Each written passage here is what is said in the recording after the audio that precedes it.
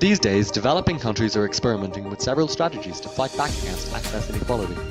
One strategy which has seen some success is the idea of the compulsory license.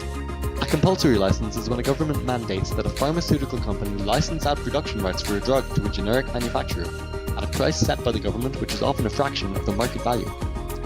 In 2007, Brazil obtained its first ever compulsory license, demanding that Merck license the anti-HIV drug efavirenz. 7 years later, India followed suit, granting a compulsory license for cancer drug sorafenib to the generics manufacturer Natco Pharma Limited.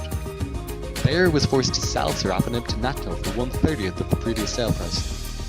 These efforts have proven that generic production and compulsory licensing are effective in improving access to life-saving drugs in the developing world.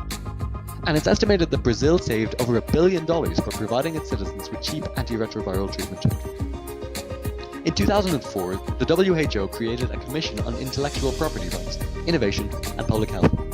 22 studies were carried out, and it was concluded that intellectual property laws in developing countries do not have a substantial effect on pharmaceutical innovation.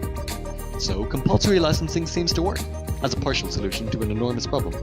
But it addresses only one of the flaws inherent in the patent-based market economy for new medicines.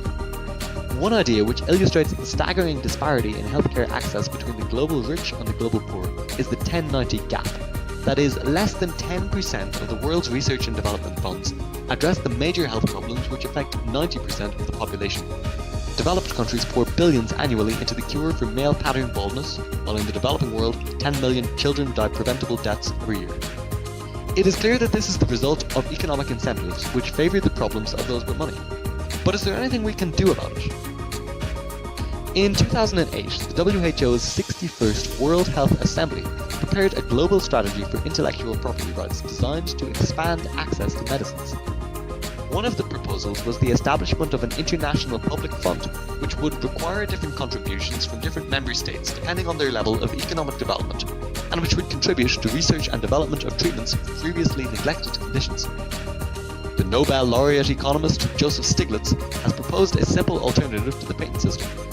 Instead of rewarding new discoveries with an exclusive right of sale, reward them with a cash prize provided by the government.